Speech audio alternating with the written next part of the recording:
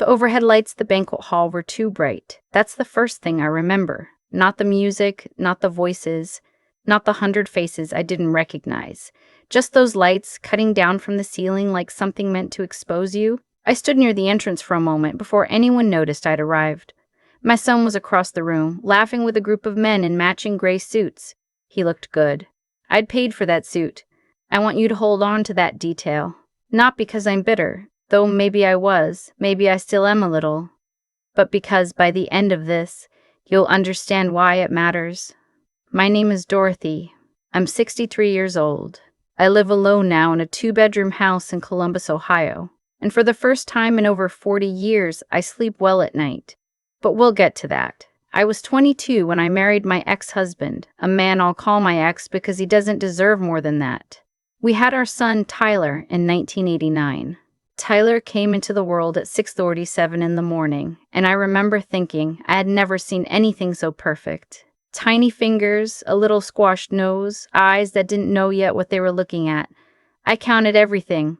10 fingers, 10 toes. I did it 3 times. His father was in the waiting room. He told me later he'd been watching a game on the wall-mounted TV. I don't know why I remember that, but I do. The marriage lasted 11 years. That's what I tell people. 11 years, like it's a clean number, like it had an orderly beginning and a reasonable end.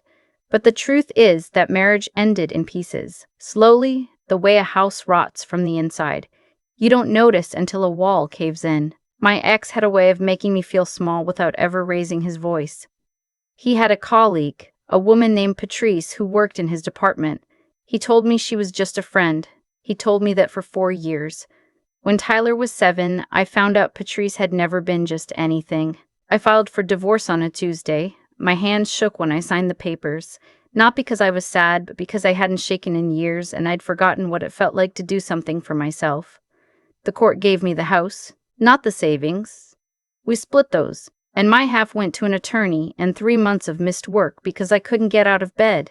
But I had the house. Tyler and I moved back in that spring, and I painted his room blue because he asked me to, and I made pancakes every Saturday morning, and I told myself this was the beginning of something better. For a while it was. I worked as an office administrator for a logistics company downtown. It wasn't glamorous, but it was stable, and stable was what we needed. I worked 8 to 6 most days, sometimes later. My sister, who lived 20 minutes away, would pick Tyler up from school on the days I ran behind. I paid her back in dinners and grocery runs and being on call whenever she needed me because that's how our family worked. Quietly, without invoices, without keeping score. Tyler was a bright kid. Teachers said so. He read above his grade level. He asked questions that surprised adults. And when he was 12, he told me he wanted to be an engineer. I said, "Then you will be." I meant it. I worked every year toward that. I picked up extra shifts. I took on freelance bookkeeping on weekends for a small accounting firm. I opened a savings account specifically labeled in my phone as Tyler College Fund, and every 2 weeks, without fail, I moved money into it. His father contributed what the court ordered, not $1 more. Some months, not even that, I have to call again. I stopped expecting more than the minimum because expecting more just meant more disappointment, and I had a child to raise and I couldn't afford to be disappointed and present at the same time. When Tyler was 16, he started spending more time at his father's place. I understood it. Teenage boys want to be around men, and his father had remarried by then. A woman named Beverly, younger than me, who worked in real estate and had a bright smile and a kitchen that always smelled like something baking. I wasn't going to compete with that. I just kept the light on. What I didn't expect was how quickly Tyler started to change. He came home one weekend and told me his dad had said I was playing the victim. I asked him what he meant. He shrugged, the way 16-year-olds shrug, like the world is both too complicated and beneath them at the same time. He just says you always talk about how hard things are. I looked at my son across the kitchen table. I thought about the savings account, the extra shifts, the Saturday pancakes, the blue walls. I said, "I talk about reality, baby. There's a difference." He shrugged again and picked up his phone. "I should tell you about my neck." I noticed the lump when Tyler was in his first year of college. It was small, about the size of a marble, just under my jaw on the left side. I didn't panic. I'd read enough to know most lumps are nothing. I went to my doctor, Dr. Simmons, a woman I'd seen for over a decade, and she sent me for an ultrasound, then a fine needle biopsy. The week I waited for results was the longest of my life. I went to work. I came home. I heated up soup I didn't taste. I called my sister twice and both times said everything was fine before she even asked. The result was a benign tumor, not cancer. But it needed to be monitored, and the doctor explained that because of its location close to some critical structures in the neck, any growth could eventually require surgery. She gave me a list of symptoms to watch for. I folded that paper into my purse and kept it there for 2 years like a letter I didn't want to open. By the time Tyler graduated college, the lump was visible. Not dramatically, not the way you'd notice a stranger. But if you knew me, if you'd looked at me before, you could see it. A soft, raised area along the left side of my neck, like a shift in the landscape. I wore high collars when I could. Turtlenecks in winter. Silk scarves in the summer that my coworkers said looked elegant, and I never corrected them. Tyler noticed it when he came home for Thanksgiving his senior year. "What's that on your neck, Mom?" I told him. I kept it brief. "Benign. Monitored. Probably fine, don't worry." He nodded. Changed the subject to something about a project he was working on. I told myself that was a normal reaction, that he was young and didn't know what to do with information like that. I told myself a lot of things in those years. He graduated in the spring with a degree in mechanical engineering. I drove 4 hours to be there. I sat in those bleacher seats in a stadium that smelled like sunscreen and someone else's popcorn, and when they called his name, I stood up and I screamed louder than anyone around me, and the woman beside me laughed and patted my arm and said, "That's your baby, isn't it?" And I said yes. Yes, that's my baby. Afterward, his father's whole family went to a restaurant. I'd been told there was a reservation for 12. I found out at the restaurant, not before, at the restaurant, that the reservation was only for 11.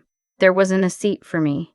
Tyler said, "Oh, Mom, I thought you'd be okay grabbing something after."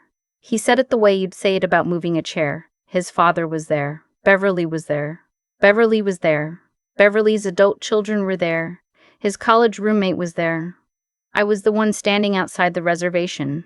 I drove home that night with 4 hours of interstate and a styrofoam box of leftovers Beverly had the nerve to hand me as I left. I didn't cry until I was past the state line. I should have let that be the warning. I know that now. Tyler moved back home that summer. Just until he found a position, he said. Just until he got on his feet. I didn't charge him rent. I cooked dinner most nights. I did his laundry the first 2 weeks before I told myself to stop and made myself stop. He found a job by October. A good one. Real money. The kind of salary that surprised even me when he mentioned it once without thinking. He didn't move out until the following March. He never offered to pay rent. He never thanked me for the groceries. When he left, he took 2 of my kitchen chairs because they match his apartment better. And I let him. Because that's what I did back then. I let things go and called it love. Then he met Amber. Amber was perfectly fine. I want to be clear about that because this story isn't about her. She was polite when she met me. She laughed at the right moments. She called me Miss Dorothy without being asked. I liked her. What I didn't like, what I noticed slowly, was how my son behaved when she was around. He was sharper, somehow, cleaner in his dismissals, as if impressing her required distancing himself from me. Her family had money. Not obscene wealth, but comfortable. Her father owned 2 auto dealerships. Her mother was a retired school principal who wore pearls to brunch. When Tyler was around them, he used a different voice, firmer, more certain. When he was around me, he sighed a lot. The engagement happened 18 months after they met. I found out when he texted me a photo of Amber's hand. No call.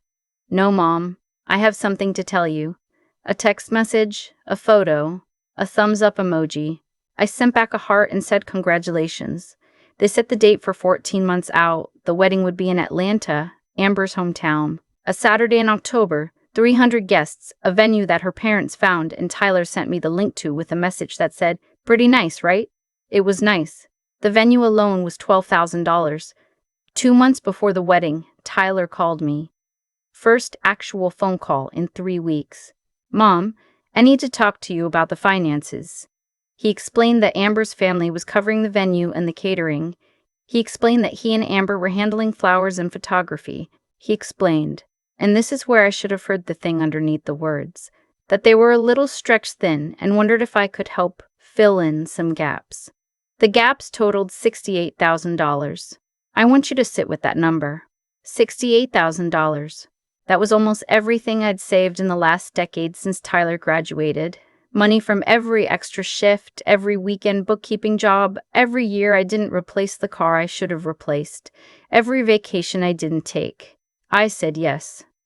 I have spent a long time asking myself why, and I've come to believe it was a combination of things.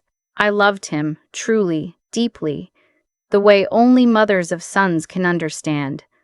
I believed, I needed to believe, that if I showed up completely, if I gave everything, he would finally see me the way I'd been trying to show him for years. That the money wasn't really about the wedding. It was about being counted, about being the one who made it possible. I wired the first installment in September. The rehearsal dinner was the night before the wedding. I drove down to Atlanta on Thursday, checked into a Hampton Inn 2 miles from the venue. Tyler had offered to help find me something and then never followed up, so I booked it myself. My sister couldn't make the trip. My knee had been bad that fall, and the drive had taken more out of me than I'd expected. I sat on the hotel bed that first night with my shoes off and my feet elevated and thought, tomorrow, my son gets married. I thought it like a gift I was giving myself. The ceremony was beautiful. October in Atlanta, the air finally cool, leaves starting to turn at the edges. Amber was gorgeous. Tyler cried at the altar, which surprised me. I cried too, from my seat in the 3rd row. Not the 1st row, I was in the 3rd row, and the woman beside me, a friend of the bride's family, handed me a tissue and said, "First wedding?" "My son," I said. "Oh," she said, "you must be so proud." I was. God help me, I was. The reception was at a ballroom downtown.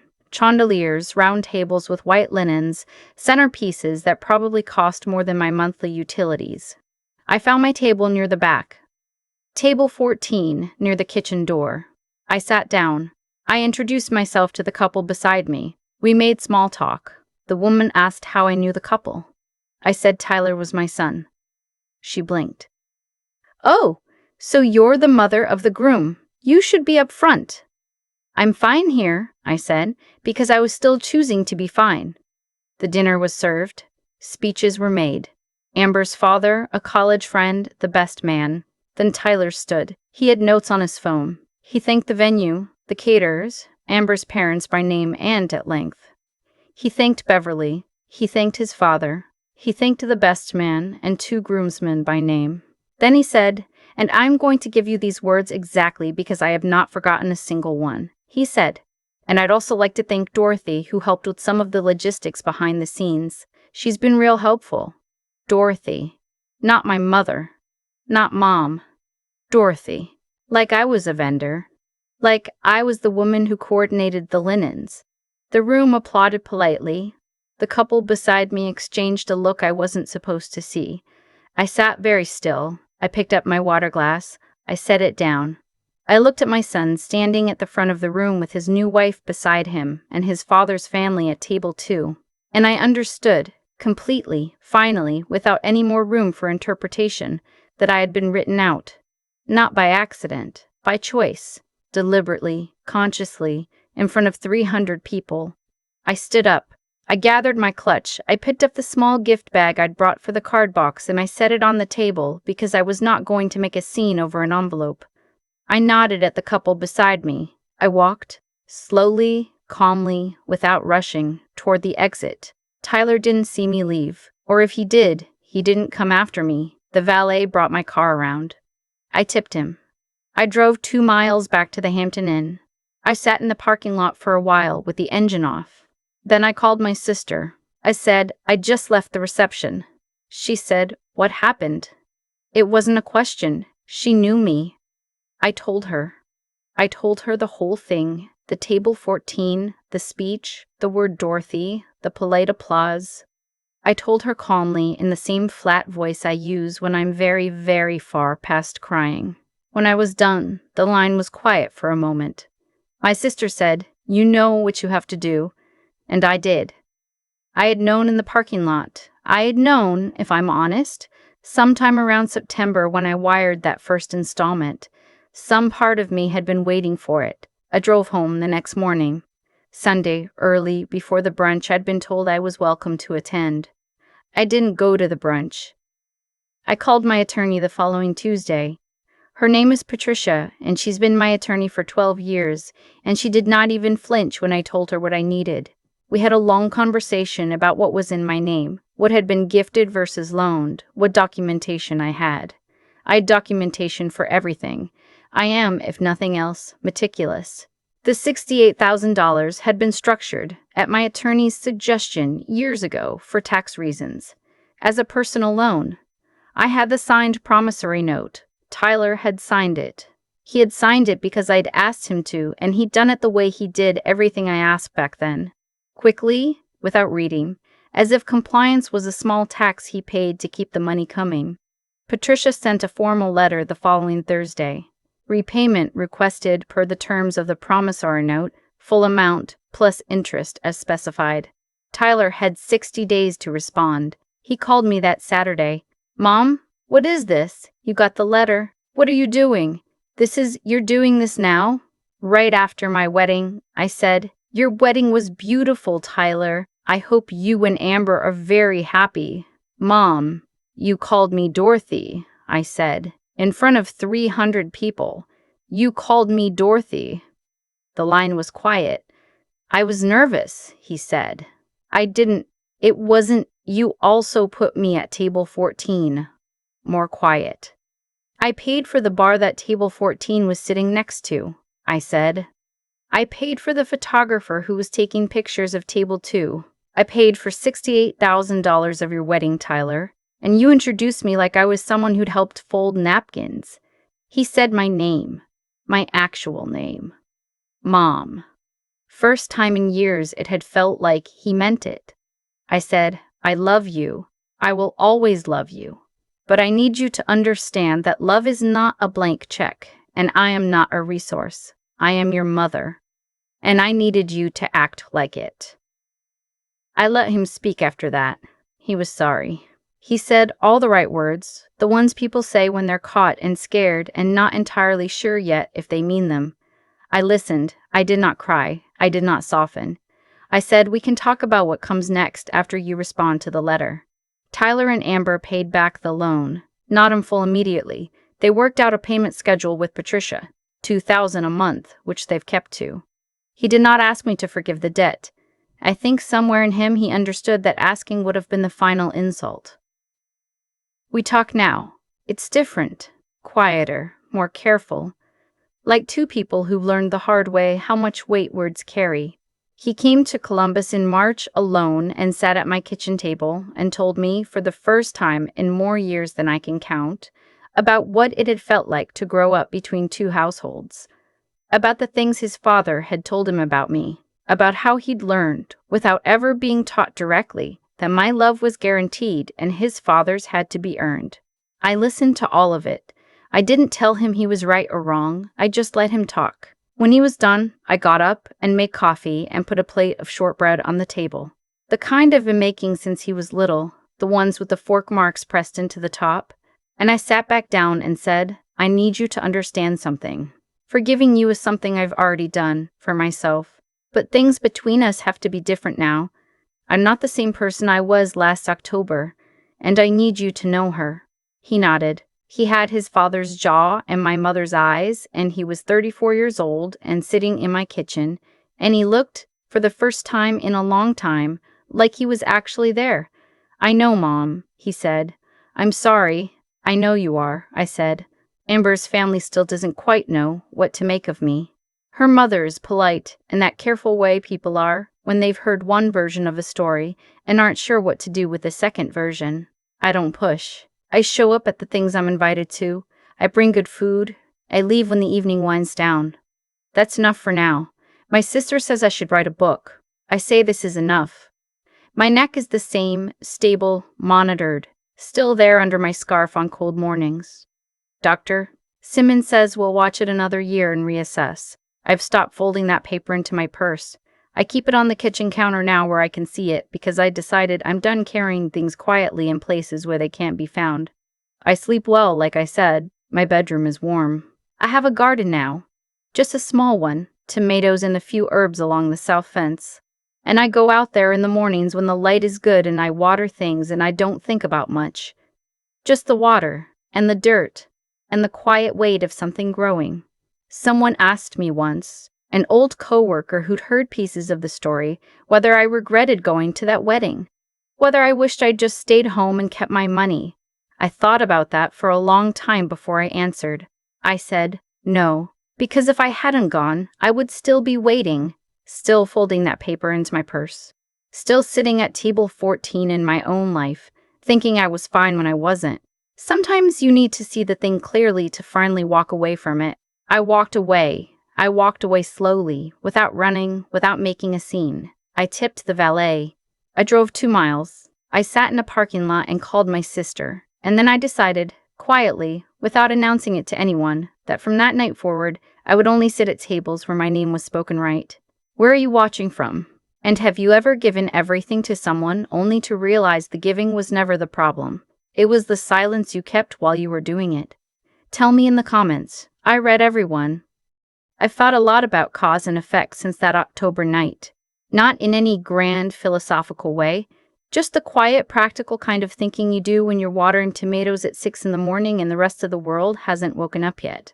Every choice has a weight to it. That's the thing nobody tells you when you're young and in love and building a life. The choices you make, not just the big ones, but the small ones, the ones you barely notice. They accumulate. They stack. And eventually, the stack becomes the architecture of your life, and you either live inside it with pride, or you look around one day and realize the house doesn't look anything like what you thought you were building. I made choices for 40 years that told the people around me my needs come last. I made them out of love, genuinely. But love without boundaries isn't a gift. It's an invitation. And I didn't understand that until I was sitting in a hotel parking lot in Atlanta, listening to the engine tick as it cooled down, replaying the word Dorothy in my head over and over. Tyler didn't become who he was at that reception overnight. That's the part I had to sit with. He became that person slowly through years of being taught, not by words but by my actions, that I would absorb whatever he put down. That I could be overlooked, and I would still show up. That my love had no conditions attached. A child learns what they live. If they live in a home where one person's sacrifice is treated as ordinary, they grow up believing sacrifice is owed, not earned. That's not Tyler's fault entirely, and it's not entirely mine, but it is the truth. What I know now, what I wish I had understood 30 years earlier, is that dignity is something you practice, not something you declare. You don't get to demand respect from people you've spent years teaching to disrespect you. You have to build it in the small moments, in the ordinary Tuesday conversations, in the times you say, that doesn't work for me, instead of, I'm fine, don't worry about it. Dignity is a daily decision, and I had stopped making it somewhere along the way without noticing. The loan repayment wasn't about the money. Patricia will tell you it was legally sound, and she's right. But the real reason I sent that letter was because I needed Tyler to understand concretely that actions have consequences, not just emotional ones, not just the kind you can apologize your way out of. Real, structural ones, the kind that require something from you. Because the deepest kindness I could offer him at that point wasn't forgiveness, it was accountability.